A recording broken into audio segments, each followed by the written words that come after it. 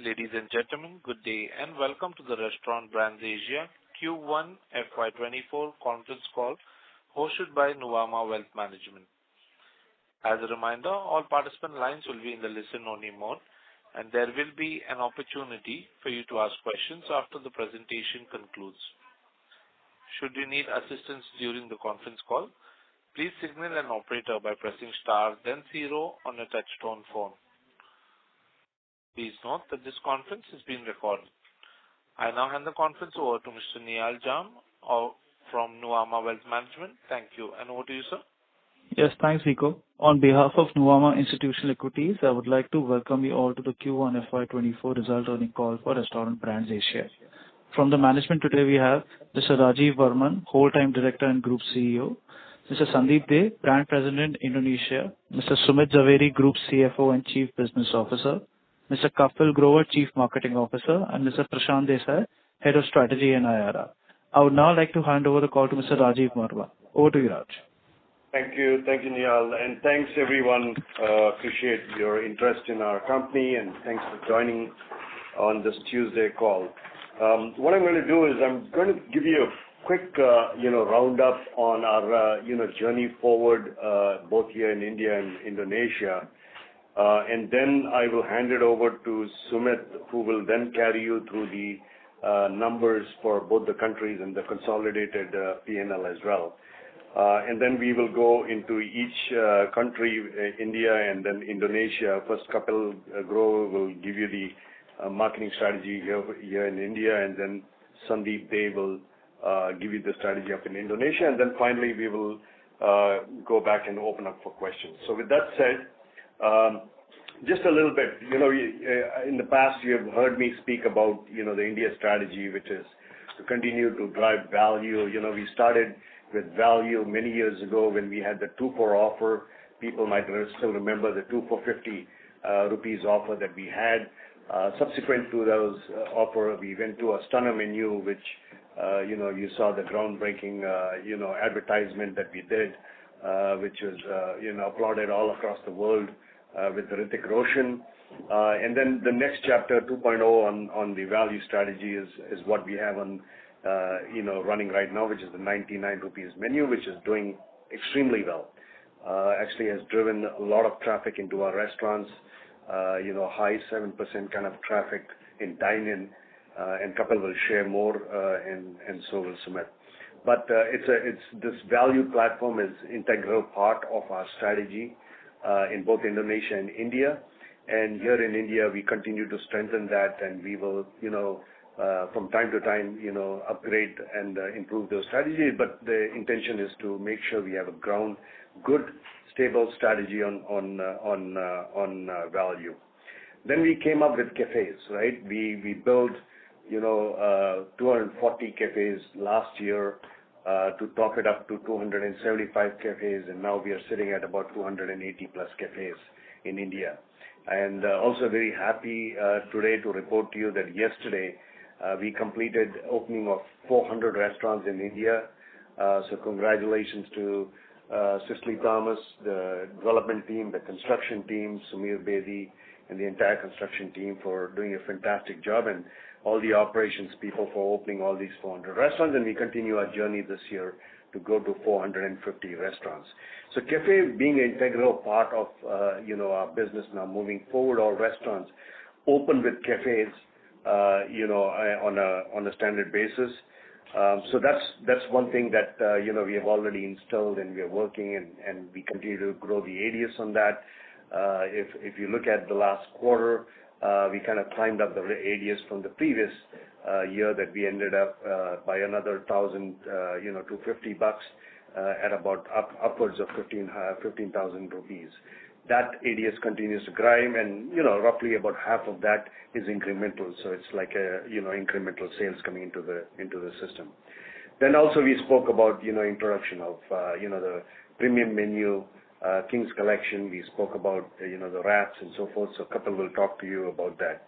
Now moving forward, as we go into this balance of this year and into the next 2-3 years, we are going to be expanding our total consumer base by including families and and kids. And you will start to hear from first here today from Kapil, and then you will hear about this more in subsequent quarters. But you will find that expansion to continue our journey to climb from our existing ADS towards our target in the future.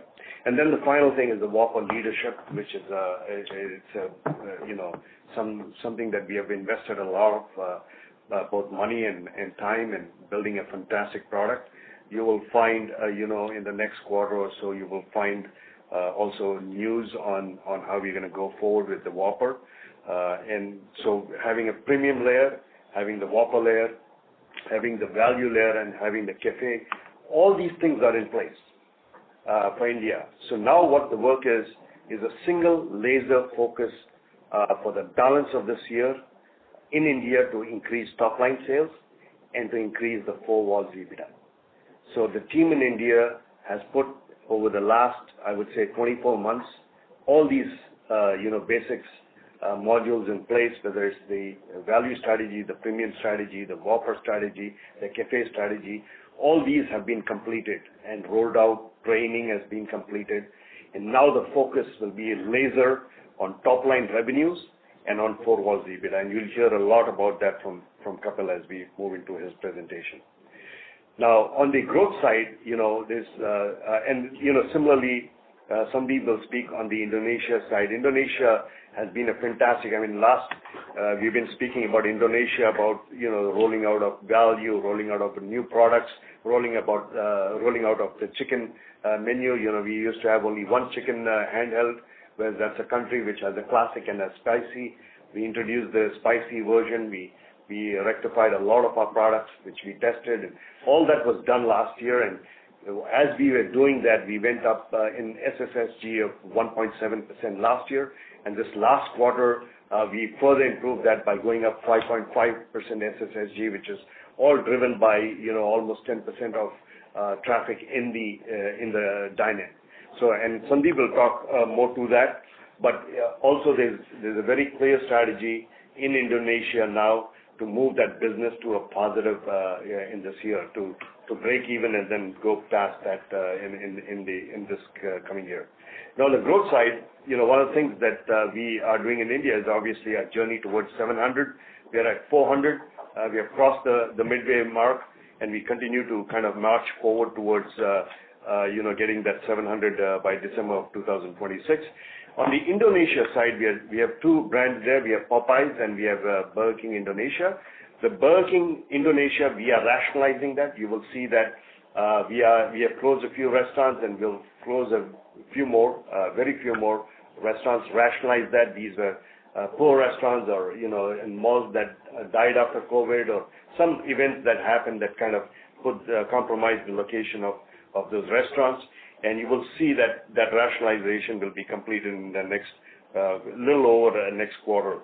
And then the Popeyes story, which is we continue to build restaurants. We have got 11 restaurants, 10 up as of last quarter, and then we opened one just in the last few days.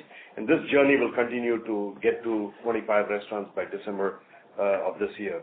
So that growth journey continues, and you will hear more from Sandeep on that.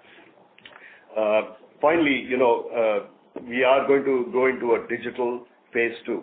So while we have fixed the product side, we have fixed all those things in Indonesia and India, we already had a winning menu. So we continue that journey, but we are going to step up what we're going to do. We are already doing this, by the way, in Popeyes, and we are now going to instill this in India, Burger King, as well as Burger King in Indonesia, which is twofold.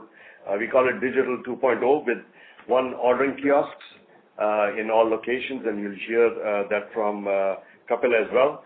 Table ordering, that's something Cicely Thomas, our president in Burger King India, is rolling out. And then 100% known guests, which again Kapil will address in his speech. So this is the way forward, right? Top line growth in India, four walls EBITDA in India, rationalize the portfolio of Burger King in Indonesia, get to break even in Indonesia, continue the journey of Popeyes. By the way, the Popeyes restaurants are doing twice the sales of the Burger King restaurants over there with a very high double-digit four walls EBITDA. So we have really cracked that menu well. We are starting to build those restaurants. Can you imagine when we get to 25 restaurants, it will be equivalent to 50 Burger King restaurants. So great job to Sandeep and his entire team over there, launching a great brand over there and doing a good job launching it, and the fruits of that are starting to roll in. So with that said, I'm going to turn it over to Sumit Zaveri. Sumit will carry you through the numbers for the quarter, and then he'll hand it over to Kapil. Over to you, Sumit. Thank you, Raj, for the initial perspective to where we stand. I will take some time to just explain and take you through how we performed as far as the financial matrix is concerned. Firstly, starting with revenue, which is literally the key driver for us in terms of our business and profitability. We moved from 365 crores in quarter 4 last year to 422 crores in the current quarter in India. So I'm first covering India standalone financials and then subsequently go into Indonesia part once I've covered the perspective on India. There is an overall growth of 16%. Raj initially mentioned that we have very clear, sharp focus on our value strategy, and the perspective of getting into value strategy was to very clearly drive in traffic, and there also dovetailing back into what really meant by driving traffic. We literally also wanted to make sure that the traffic that we are driving is on the dine-in part of the business. Really looking at how we performed on that part of the strategy, our SSSG at an overall business level was at 3.6%, and I'm really happy to mention that this was literally at the back of growth in dine-in traffic. Our dine-in traffic, SSTG as we call it, or same store transaction growth, was at in excess of 10% for quarter 1. So we really kind of remain sharp on our strategy to grow traffic and revenue through dine-in, and that is what we've been able to kind of achieve. That gave us an improvement in ADS of from 108 in quarter 4 to 120 in quarter 1, a substantial increase of 11%. Growth, coming back onto growth, as Raj mentioned, growth has been one of our key pillars. We have now reached 400 stores as we speak. We remain focused to get to 450 by end of this financial year, and the target of 700 by December 26 continues to be one of the key milestones as far as growth is concerned. While we went really strong at value strategy, our key focus was that we should not, and we should make sure that we continue to also simultaneously remain stable or move in positive direction on gross profits. Very clearly, there is no reason internally for us that we said that, okay, because we go strong on value, does not mean that we can actually take a shortcut on the margin side, and we continue to remain strong at 6.5% for the quarter. We strongly believe that this number is a stable state and only move in the positive directions as we go along. Coming on to store EBITDA, and I just want to kind of stop back and just kind of saying that why did we put this kind of marketing expenses part of our performance results. We felt that as if we really look at it from the perspective of commitment that we have towards the spend, on an annual basis, we spend 5% of our revenue. But obviously, all of you would understand that in business, it is not easy to spread out marketing spend. We would rather spend the money where we feel we will have maximum impact. Generally, we've always been spending higher on marketing in quarter 1, and then it kind of averages out at 5% for the full year. But in order to make the quarters comparable, we've put that number of marketing spend that we have done on in the last year, quarter 1, previous quarter, and this year. If you really look at it from the perspective of stable state marketing, which is where literally the year would go down to, we have in current quarter delivered 9.8% on store EBITDA level, which if compared to quarter 4 adjusted for marketing would have been 7.3, which is very clearly an improvement of 2.5% on a store EBITDA level.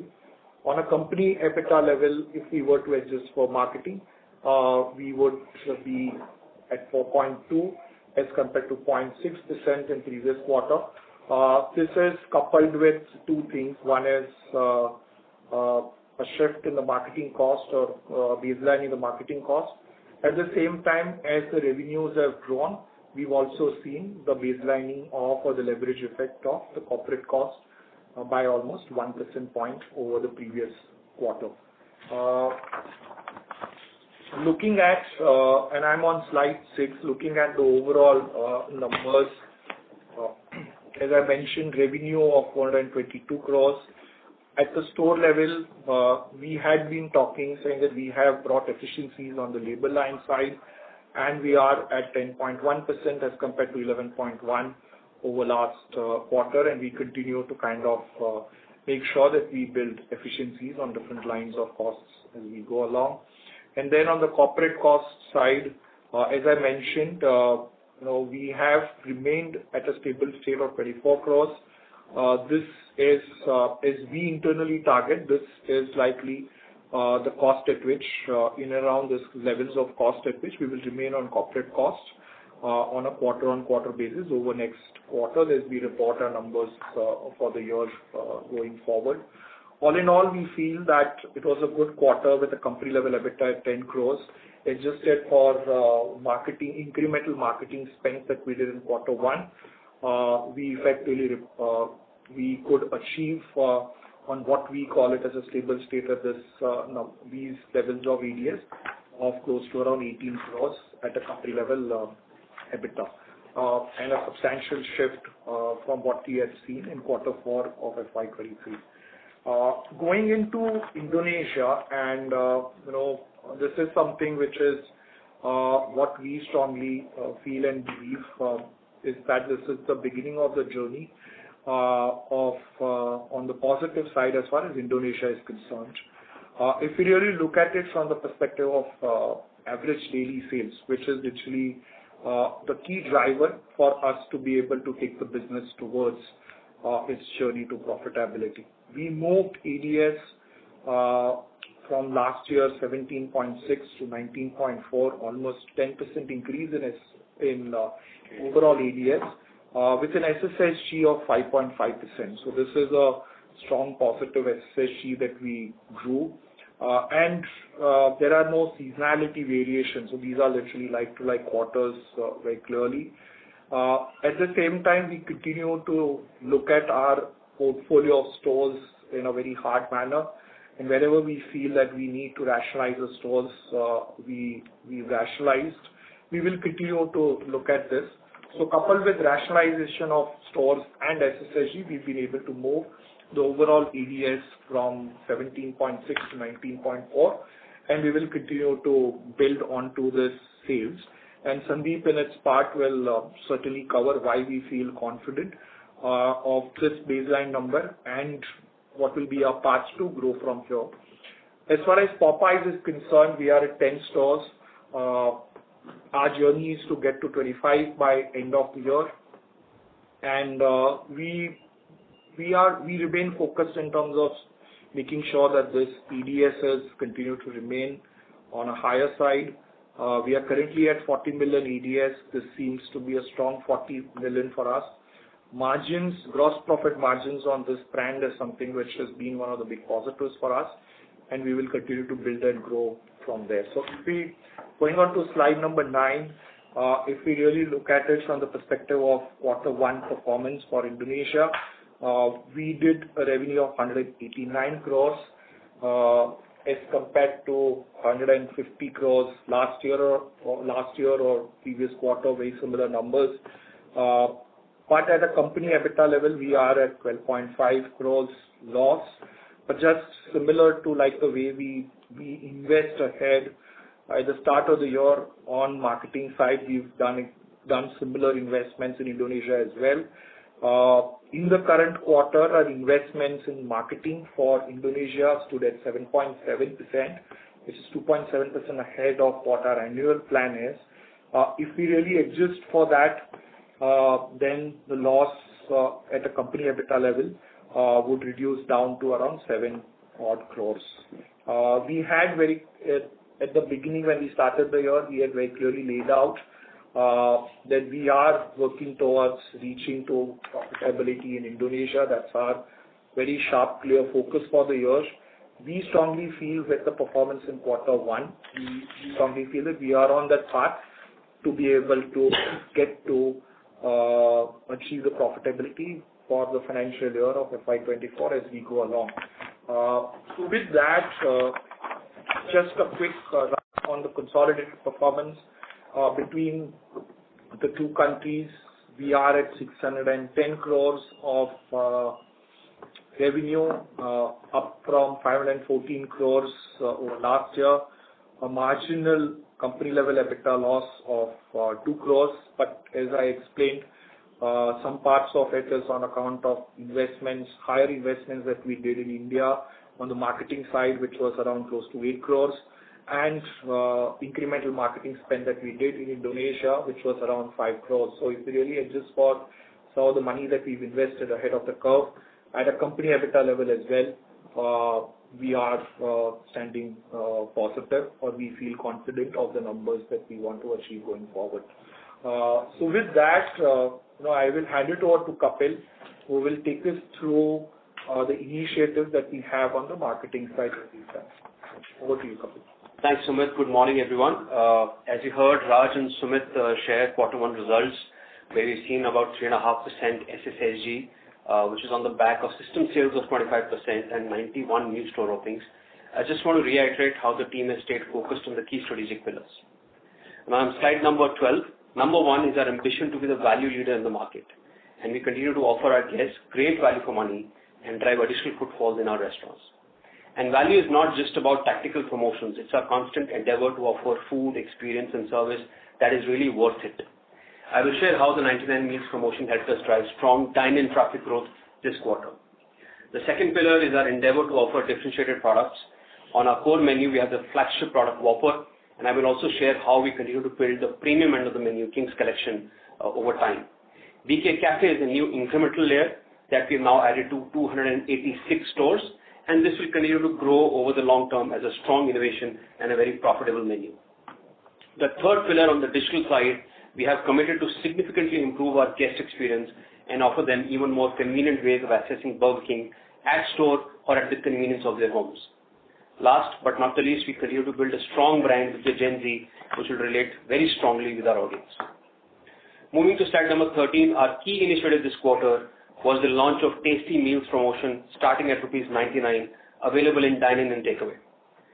This menu is an extension of the Stunner menu, whereby we improvise the proposition by offering a complete meal around our winning Stunner products like Crispy Range, the Makhani Range, and the Crunchy Tacos. In April, we rolled out a complete 360 program around 99 meals with television, digital media, out-of-home branding, and mall signages wherever we have stores. We also leveraged the cricket season with a moment marketing campaign, which is very engaging.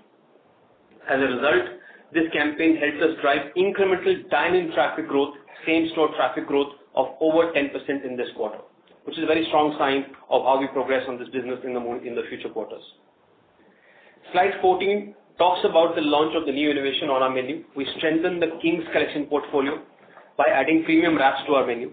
Now, this is a loaded wrap with a soft paneer patty or a crispy fiery chicken patty, along with fresh salads and very delicious sauces. It offers a great meal solution on the go. Now, this is based on consumer insights that wraps and rolls, whether you look at the Kathi rolls in the north, or the Frankies in the west, or the Calcutta rolls, there's a demand for a filling, satiating product of this format. So this product got added to our menu last quarter, and we continue to build the premium end. In addition to that, we continue to build Whopper franchise by offering new taste experiences every quarter. Last quarter was the Twisted Whopper, which was a limited time offering. This layer allows us to build with the Whopper fans. They come back and they can try a new variant every time. So it helps us to build frequency over time. Slide 15 talks about the cafe menu. Cafe, we continue to build awareness through very innovative use of social media, influencer marketing, and a lot of focus on driving at-store awareness and trial campaigns. This has helped us drive incremental revenues of 8,000 through the cafe menu across 286 operating stores. Well, Raj mentioned about almost 15,500 total cafe areas. Of that, 50% is almost incremental. This cafe business in the long term, as we grow awareness and trial, will help us build new occasions in between meal day parts and build a new line of business over time. Moving on to the digital experiences that I mentioned in the beginning, you will see that Burger King stores will now offer 3 new experiences to our guests. The Burger King app continues to grow and offer consumers a very convenient way of ordering dining or delivery. We have now started to improve our loyalty program, the Crown Rewards, and you will see more progress in that in the coming time. This will help us drive more frequency with our guests. The self-ordering kiosk is a new interface, which will, the new age guests are adopting this interface very rapidly. It allows them to explore the menu, pay and order via a very seamless digital experience. And you couple that with the new initiative that we are testing on table service. So effectively, as we scale this up, the guests can walk into a Burger King store, use the Burger King app or the kiosk or the QR codes that are placed on the tables, right? They can select their favorite menu item, avail very exclusive offers on the BK app or Crown Rewards, and get their food served on the table. So this will become a very sort of elevated experience for our Burger King guests. On slide 17, I've shared a few examples of how we continue to build a very engaging brand through social media, a lot of innovative content, and we continue to build brand love with Gen Z. And the effort has been recognized on the Indian and global platform. The Stunner campaign won a silver at the New York Leo Awards and also got shortlisted at the CONCALLS Award as one of the top 10 campaigns in the world for most effective use of influencers. At this point, I will hand over to Sandeep to talk you through the Indonesia business update. Thank you, Kapil, and a very, very good morning to all of you from Indonesia. You heard both Raj as well as Sumit talking about the overall business performance for the Indonesia market and the progress we have made in the last quarter. Now, what I'm going to do in the next few minutes is share with you some of the work we are doing to move our key strategic growth pillars forward. But first thing first, let me reiterate that for the Indonesia market, our single-minded objective continues to be building back a profitable company. And in order to deliver that, we will continue to focus on 3 of our strategic pillars. Number 1, it is an extremely strong chicken market, and one of our key strategies is to build our credibility in chicken. Second, we will continue to establish leadership in burgers. And third, we are building a comprehensive dessert menu which will help us drive incremental locations and over a long period of time, incremental traffic. And I'm going to talk about each of these 3 pillars in a bit. But most importantly, the bedrock for all these strategies are having a very solid foundation with regard to operational excellence, products, people capability, processes, and thereby ensuring that we provide best-in-class guest experience every single time. And we will always continue to provide a very strong value propositions to all our guests across the entire menu layers. Now I'm going to talk about each of these strategic pillars. So first let me talk about the chicken. Indonesia as a market is where the staple food is fried chicken and rice. And we had identified a gap in our menu both with regard to taste as well as the variety. The team did a fantastic work. They worked very hard, improved the quality and taste of the classic chicken, and also developed a spicy variant. Now, both these variants, by the way, we did a detailed research with guests, and both these products performed extremely well in consumer research. After that was understood, we launched these products in the last quarter and offered a very aggressive trial price of 25,000 for a meal. Okay, and just to give you a context, the normal price for such meals in any other QSR chain are typically in the range of 35,000 to 36,000. And we supported that launch with a very comprehensive 360-degree marketing campaign. And we are quite encouraged to see the initial results. In fact, the biggest indicator is that the incidence of chicken improved by 25% and of course helping us increase in both sales as well as traffic. Now I'm moving to the next slide, which is slide number 22. Our next strategic priority is to build burger leadership, and we have to build that through taste credibility, build that through flavor innovation, and also offer strong value propositions across the entire menu layer. Now we have built a robust menu architecture offering great tasting burgers across all the price bands. It starts at a 29,000 for a burger meal. By the way, this idea, I'll just give you some numbers so that we can understand from the INR perspective. 29,000 for a meal corresponds to about 155 rupees in INR. And we call this, branded value layer as King Deals. And then we also have offerings at a price gap of every 10,000, which is every 55 rupees. And going all the way up to 79,000 for a gold collection bill, which is our premium layer. Now these burgers are pure taste indulgence and at the same time quite affordable pricing. Now our strategy is to promote these products and generate trials across all these layers. So we have created some aggressive offers like 2 for 39, which by the way include the Junior Whopper as well, where a guest can enjoy a very deep discount almost to the tune of about 45%. And we also have a bunch of other aggressive offers, and now we are promoting them through social, through digital, through coupons. Now I'm moving to the third pillar, which is the dessert pillar. Now dessert is a very big business opportunity in this market. And a couple of quarters back when we launched a branded dessert partnering with Nestle, a Kit Kat Fusion, we got some fantastic results. Our volumes of dessert went up almost 3 times and the incidence grew almost about 10%. So based on that learning, we are building a pipeline of branded desserts in partnership with both local as well as global partners. And at the same time generating trials for these indulgent desserts through a very aggressive pricing. The final objective is to drive incremental locations and in the long term drive incremental traffic. Now I'm moving on to slide 24, which is my last slide, and I'm going to talk about Popeyes. Popeyes brand we launched in last December, and it's been over 7 months, and we continue to drive reasonably high sales and a very, very profitable forward EBITDA. So go forward, our focus is to build on 3 strategic pillars. Number one, our number one priority is to make sure that we continue to deliver blockbuster new store openings. Now, we have a lot of global best practices across multiple markets, and we have our own learnings from the previous successful launches.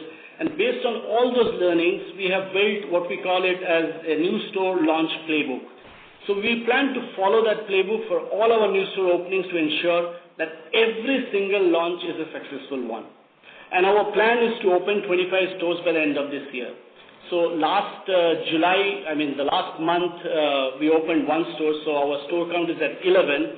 We have another 5 stores under construction and almost about 10 to 12 stores which are at various stages of pre-construction and lease signing. So we have a robust pipeline to ensure that we build about 25 stores of Popeyes this year. The second pillar is to build this brand into a chicken destination. See, we are basically a culinary brand, and we got not only winning products with regard to taste, but at the same time an enormous amount of variety of products to address different occasions. So our priority now is to generate trials for all our iconic products. We are taking one product at a time and running campaigns with attractive offers to generate trials. The intent is to get our guests to try all our iconic products and then eventually find their own personal favorites. And over a period of time, they will become loyalists of our products and eventually the brand. The third pillar, and Raj spoke about it, the digital 2.0. So our third pillar is to build a brand with digital first experience. All our restaurants, by the way, have kiosks. Every restaurant has video walls which runs, brand content, product content, and all our drive-through menu boards are digital menu board. Our long-term ambition continues to have 100% known diner sales. Right? And we are moving quite positively in that direction. At this moment, almost 37% of our dine-in sales is done through kiosk. And each of those sales actually comes at almost 18 to 20% higher check. And our near-term plan is to take that number from 37 to close to 60, 65. So that is all from my side about the Indonesia business. And now I hand it over to Prashant to share the overall outlook for our business. Thanks, Sandeep. Friends, there is no major change in the outlook that we had presented last time around, but I'll just reiterate that we remain committed to delivering a 10% plus same-store growth in the current year, taking gross margins to 67 this year into about 69 over the next 2 more further years. In Indonesia, as we had guided, we remain committed to delivering a cash break-even, make a little bit profit this year, and to open about 325 restaurants between Burger King and Popeyes over the next 4 years' time. So with that, I'll open up the floor for Q&A. Thank you very much. We will now begin the question and answer session. Anyone who wishes to ask a question may press star and one on the touchtone telephone. If you wish to remove yourself from the question queue, you may press star and two. Participants are requested to use handsets while asking a question. Ladies and gentlemen, we will wait for a moment while the question queue assembles.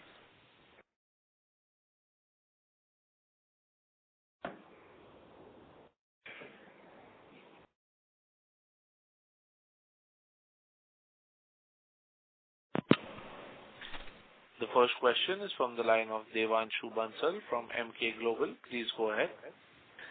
Sir, hi. Thanks for the opportunity. I just wanted to understand the gross margin performance better.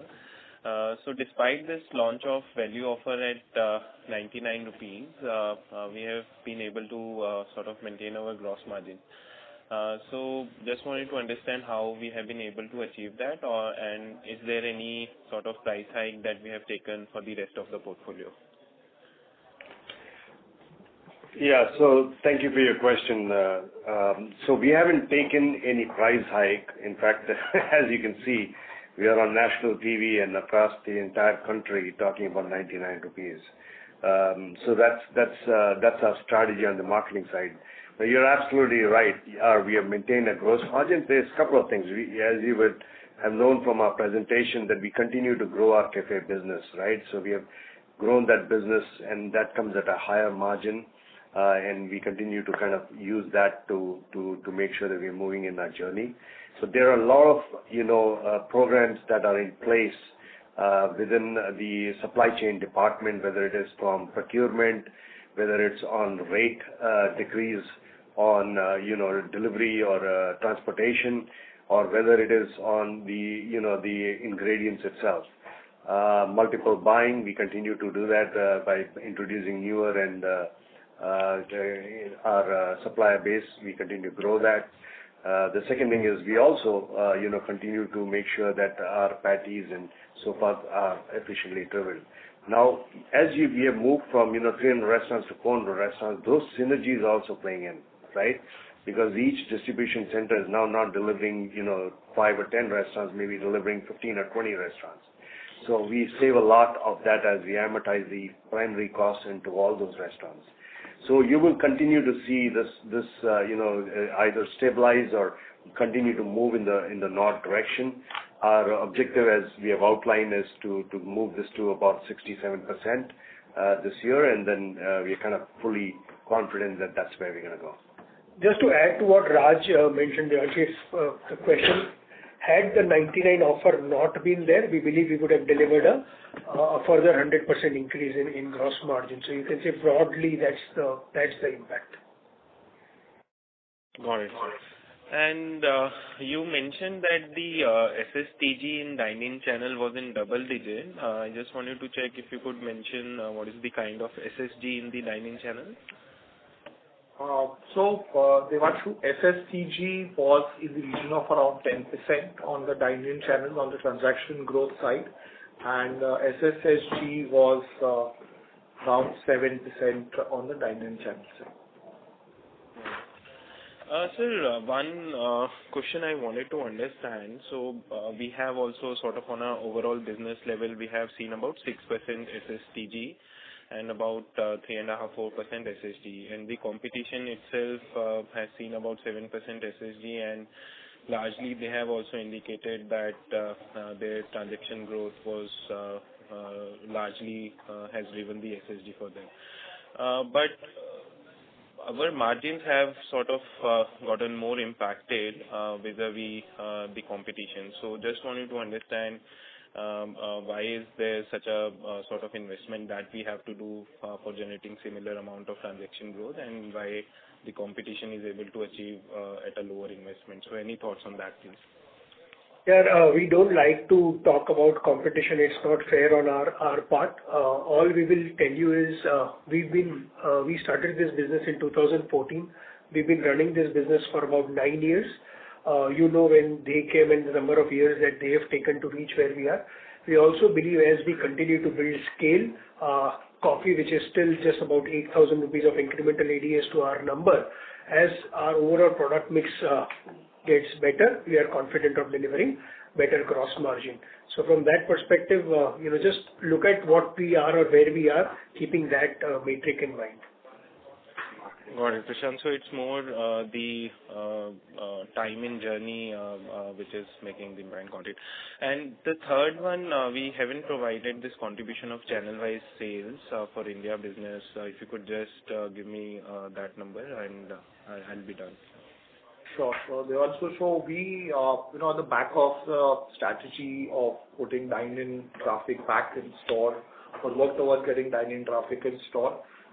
We were at 40% delivery share, so it has come down from 43% at the previous quarter to 40%. So the journey that we had embarked upon to kind of make more sales in the dine-in part of the business is something which we are doing.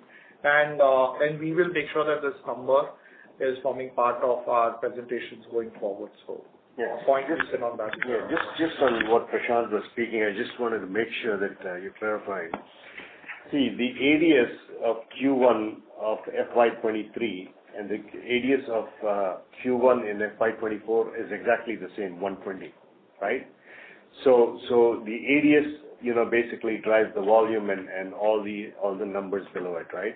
Now let me explain to you what happened there. We added about 70 plus restaurants, 90 stores, 91 stores. 91 stores between that quarter and this quarter, the quarter of FY23 to the quarter of FY24. Now these stores always start at a lower ADS. In most businesses, most concepts, they start because they're in, the traffic slowly picks up, right? Now the SSSG stores, or the stores that were comping, they delivered an ADS of 126, right? So when we put these new stores, obviously with the lower ADS, they got down the total ADS down to 120. Now, as these stores mature over the next 2 quarters, you will find that they will go towards the average ADS as well, right? So that's the difference between adding a whole bunch of brand new stores to your portfolio versus not adding them. If you don't add them, then your existing portfolio, which climbed to 126, of course, that's going to deliver much higher margins. I hope that really clarifies the difference that you were asking.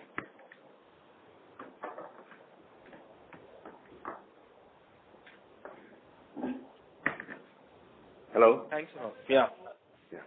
Thank you.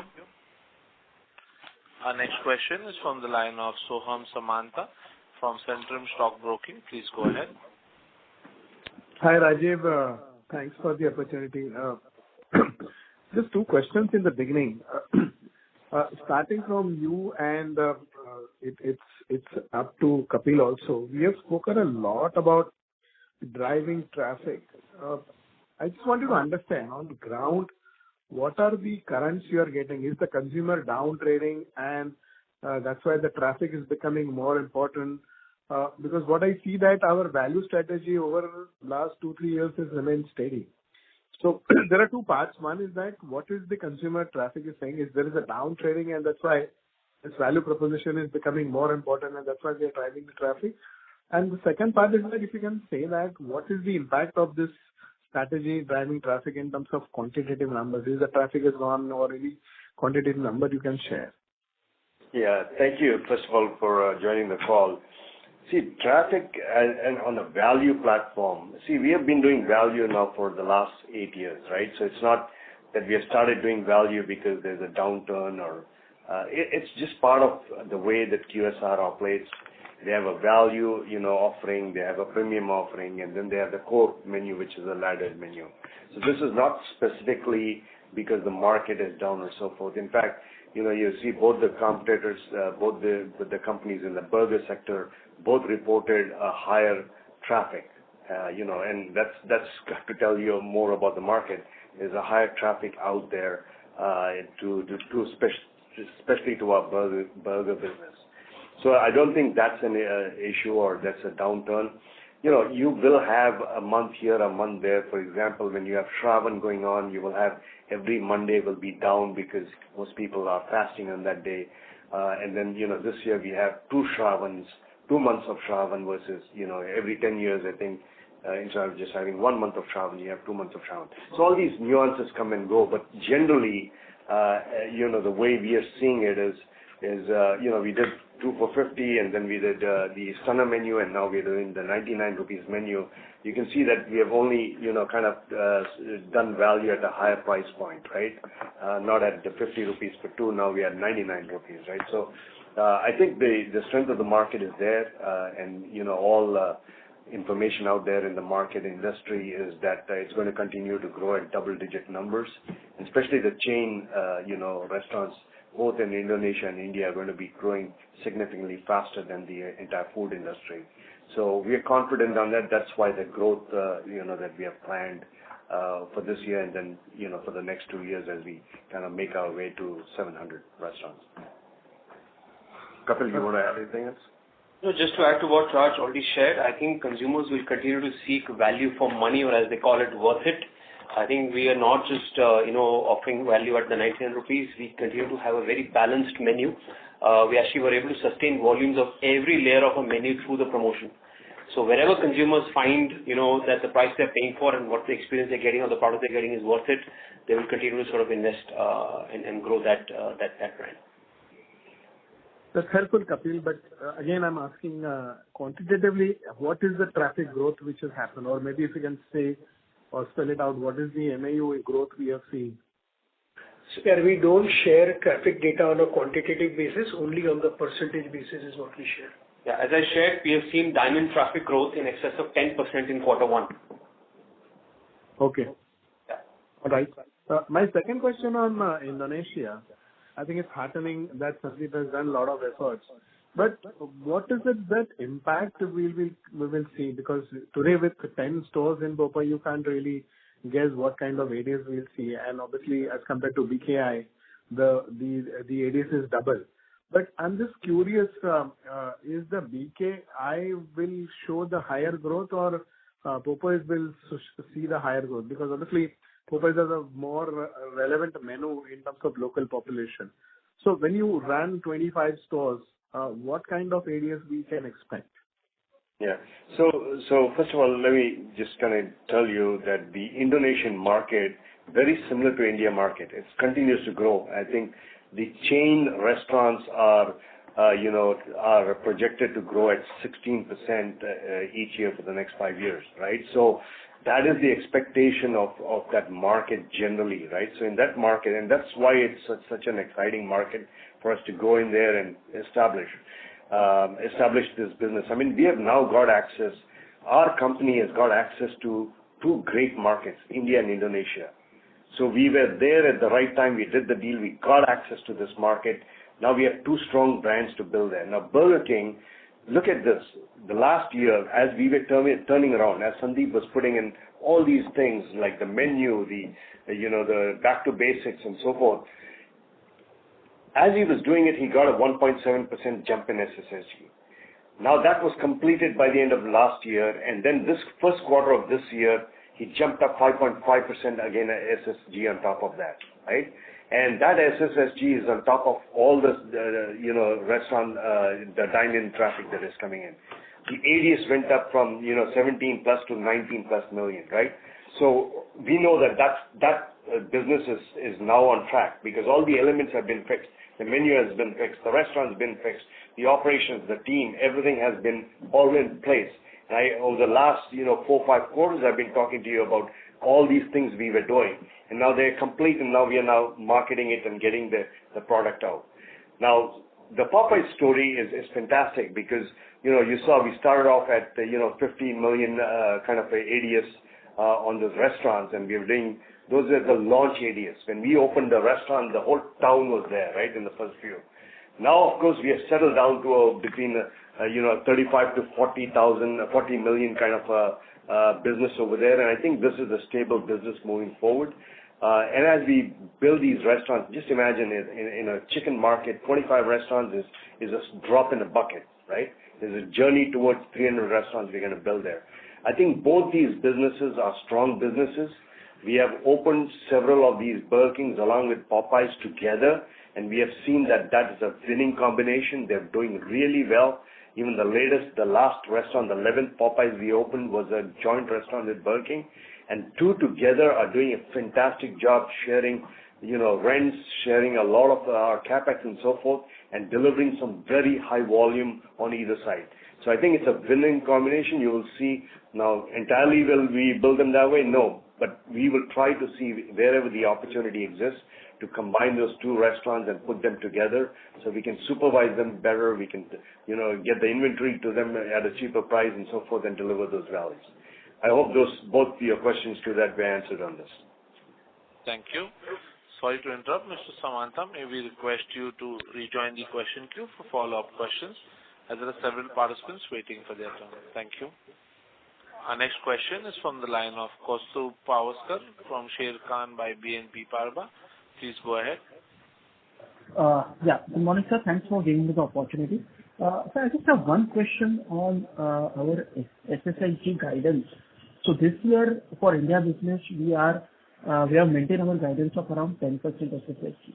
In quarter one, the SSSG stood at around 3.5%, and Q2, because of the extended Shravan season and demand is yet to recover fully. So Q2 is also expected to be little on a moderate side.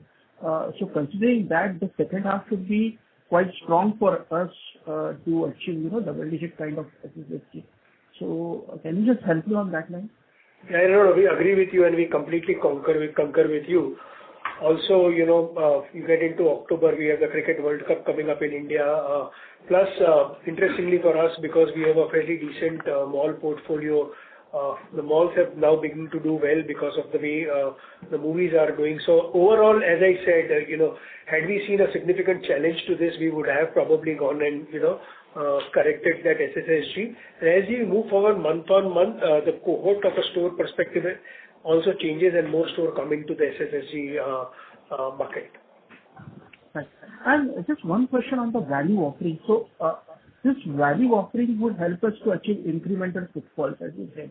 And you don't expect it to be a gross margin kind of a dilutive if your number of transactions or number of footfalls increase.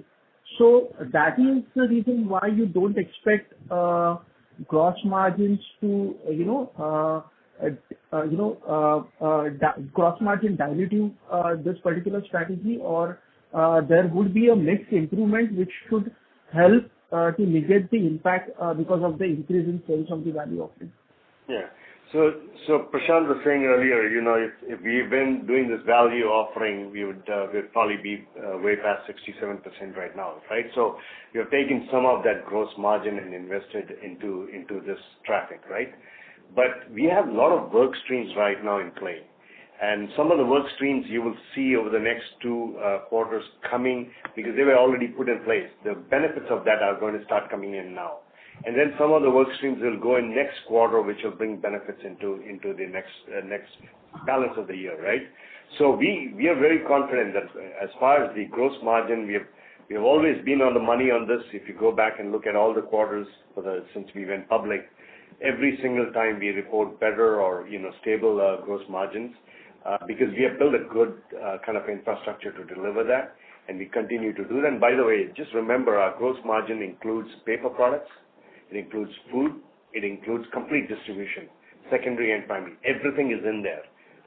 So it's something that we believe strongly in, and I think we will continue our journey towards 67, and then we'll give you guidance for the next 2-3 years post that. Kaustubh, just to add to what Raj mentioned, I guess because of the 10% traffic growth that the team spoke about, a lot of focus has been because of the 99. But Kapil mentioned extensively in his commentary that for us, value is one pillar. Building Whopper and Premium King's Collection is also a very important part of our menu architecture, right? As you come into the festive period, you will see Whopper coming to television. So all I'm trying to say is our product mix also spans across a premium menu, which is very, very strong at Burger King, and we will continue to invest and build this. With coffee incrementally beginning to show its presence is where we feel that we'll be able to deliver the gross margin guidance of 67 despite the 99 offering. Right. Thanks, and all the best for the future. Thank you. Pleasure. Thank you. Our next question is from the line of Aliasgar Shakir from Motilal Oswal. Please go ahead with your question, sir. Yeah, thanks so much for the opportunity. I had a question on your, store level EBITDA margins in India, which is somewhere about 8 odd %. If you could just share over the next 3-4 years, how will the journey be for this store level margin? So you did give a lot of indication of, your growth, SSSG, and store additions. But also, if you could, share how the store level margins should, behave in the next 3-4 years, and in how much time we should reach, probably mid-teens or higher teens kind of number. And just a follow-up there. So if you could also, kind of explain, what could be the levers. So productivity, gross margin, as you mentioned, will also be improving. So what could be the levers of that? Thank you so much. So Aliasgar, as you know, and people who have been listening to our calls, we don't guide on restaurant margins. We don't guide on company level EBITDA margin. However, because you have enough history of a lot of the QSR plays, you will understand a lot of the operating leverage is very directly linked to the growth in ADS. We have shared with you our SSSG guidance for this year and our long-term SSSG guidance of about 8%. If you overlay this to the ADS number that we have shared, you will get a sense in terms of the operating leverage that will kick in, which will expand our store EBITDA margins and our company EBITDA margins. So from that perspective, I don't want to go beyond this, Aliasgar, if you will, for some reason, understand where we are kind of coming from. Understand. No, this is helpful. The question I was asking is more from that point of view that, productivity-wise, because we have a smaller store relative to, some our competition. So, productivity-wise, where would you benchmark yourself today, and, how much scope you see that, improvement, basically in the next 3-4 years? Just to let you know, there is no restriction on our stores to do any kind of ADS right now. So we are not building small stores. Our average size is about 2,400 square feet, right? So we don't have any constrictions coming in from that. So we're not worried about that. Traffic is coming in slowly into our restaurants because, like I said, 91 stores were built in the back of this Q1 FY23 to Q1 FY24. Those 91 stores usually take a little while to kind of get speed up, and then they hit the average, and then some of them go way beyond the average. So this is what it is, right? The SSSG guidance is for this year. Then there you have SSG long-term guidance. You know that our gross margin continues our journey to 67 and then beyond. You know that labor is more a kind of a fixed to a variable expense, so that keeps shrinking as the productivity goes up. All the other expense except variable rent, will become a lower percentage of margin. So you should be able to, guide that. But to make a forward looking on the growth on the margins of the restaurants probably won't be proper for us to do. But I think you understand the model, and you've seen other concepts of here that have been there for 30 years.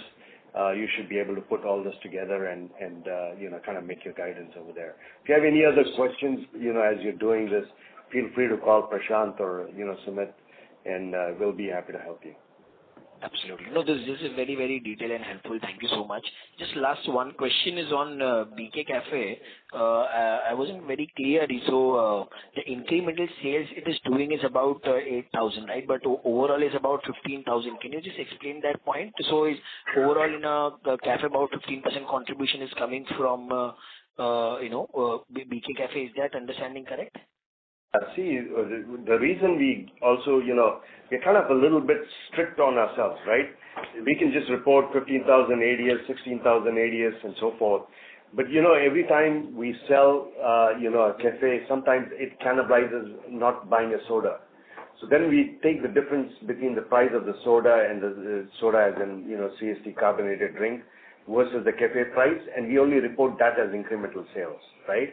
So while our ADS has now grown up to over 15,000 per store per day, By the way, a lot of these cafes are new. They've not even got a quarter behind their belt, right? Not even a quarter behind their belt. So when we report 15,000, we generally, half of that is incremental. The other half is potentially cannibalizing something else the person could have purchased, which they have opted to switch to cafe. I hope that makes it clear.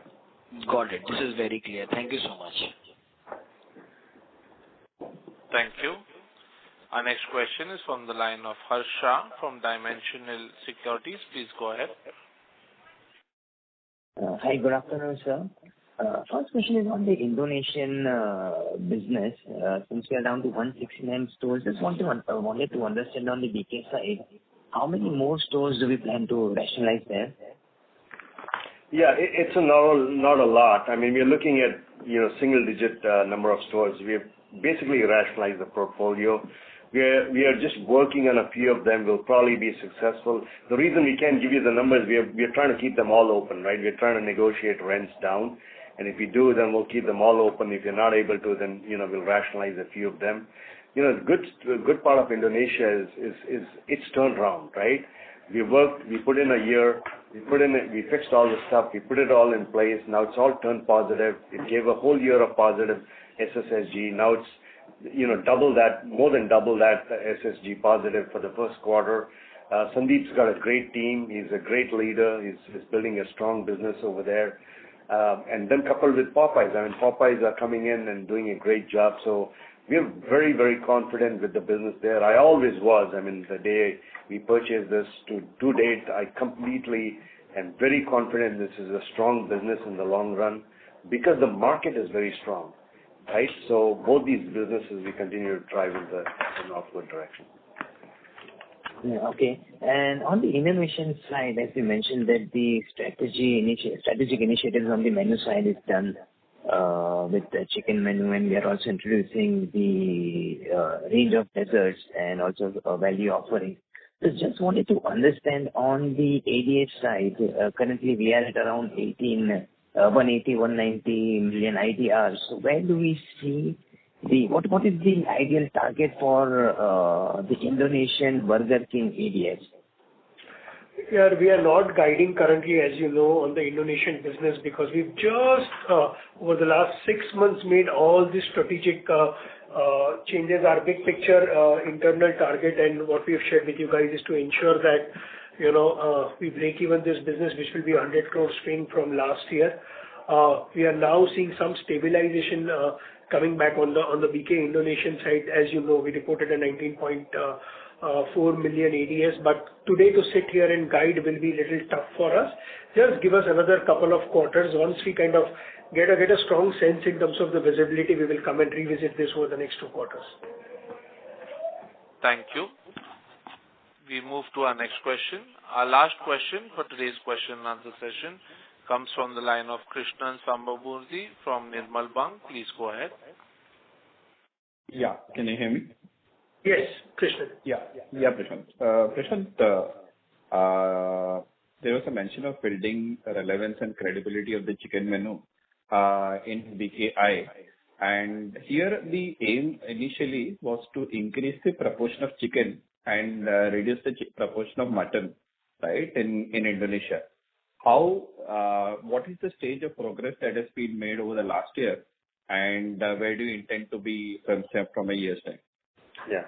So first of all, it's not mutton, it is beef over there. So they sell beef and then they sell chicken. If you look at, the market generally where the burger players, there's, a few burger players there, 70% of their sales is chicken and 30% of their sales is usually in the beef sector. So that's generally where the industry is. In Burger King, as we took the business over, where we saw the opportunity was, we saw that the chicken business was at about 30% and the beef business was at about 70%. Now, we're not trying to decrease the 70% beef business. I think we actually want to grow that business as well because we are a leader in delivering Whopper, and we are the leader in burger taste and quality all around the world, as we are known for it. So there's no intention in decreasing that portion. We will continue to increase that portion. But if you look at the pie, you will find that slowly as the chicken, because we did not have both the chicken elements, right? We only had one. which is a classic chicken, but wasn't really classic, wasn't really spicy. It was sitting somewhere in between those.